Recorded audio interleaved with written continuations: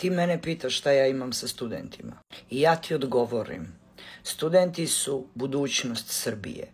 Srbija je njihova zemlja, njihovo nasleđe, njihova dedovina, njihova kuća, njihovo dvorište i imaju pravo da svoju zemlju izgrađuju onako kako oni žele. I svaki normalan građanin Srbije podržat će buduću generaciju Srbije i studente i decu.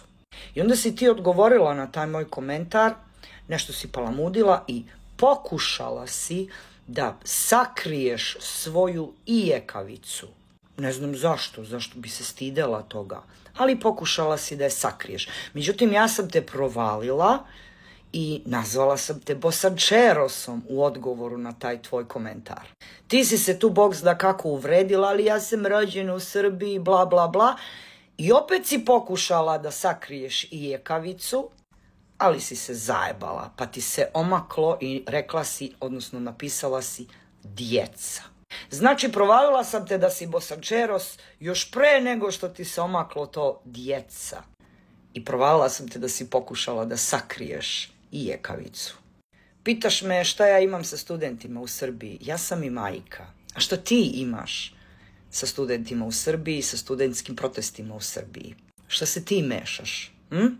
I još nešto te pitam. Šta vi bosančerosi tražite u Sremskoj Mitrovici 15. februara?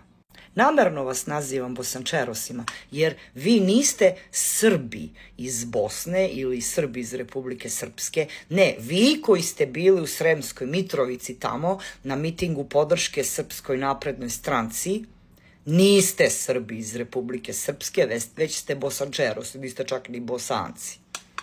Šta ste tražili u Sremskoj Mitrovici? Došli ste tamo da zapišate i zaserete Sremsku Mitrovicu do te mere da su Rumljani morali da dođu u Sremsku Mitrovicu da pomognu Mitrovčanima, da očiste za vama. Zapišali ste i zasrali ste svaki centimetar kvadratni Sremske Mitrovice, ostavili ste iza sebe koliko tona smeća, pobacali ste srpske zastave na zemlju i u blato kao da su đubre. Šta je Dodik tražio na mitingu podrške Srpskoj naprednoj stranci u Sremskoj Mitrovici 15. februara? Šta on ima sa Srbijom? To ti nama odgovori, a odgovori nam na još jedno pitanje. Skupština Republike Srbije nije zasedala još od oktobra prošle godine. Nije održala raspravu na temu ovih dešavanja u Srbiji. Nije još ni usvojila ostavku predsjednika vlade i cele vlade. Ali sad će Skupština Republike Srbije da zaseda 14., 15. i 16. marta. A znaš kojim povodom? Povodom presude koju je dobio Dodik. Pa da mi odgovoriš, kakve veze ima presuda koju je dobio Dodik sa Skupštinom Republike Srbije? I zašto Skupština Republike Srbije ne zaseda i ne razgovara na temu ovih dešavanja po Srbiji, ali će odjednom sad posle toliko meseci da zasede i razgovara na temu presude koju je dobio Dodik? I još nešto, Dodik će biti prisutan na zasedanju Narodne skupštine Republike Srbije. Pa mi sad odgovori šta on traži tamo. Šta on ima sa Srbijom? Shvatite već jednom, bosančerosi, da je Srbija naša kuća i naše dvorište i mi ćemo da ga uređujemo onako kako mi želimo.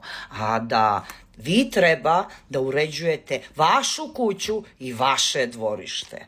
Mi iz Srbije ne dolazimo na mitinge neke političke stranke i ne mešamo vam se u vaše unutrašnje probleme i zbivanja.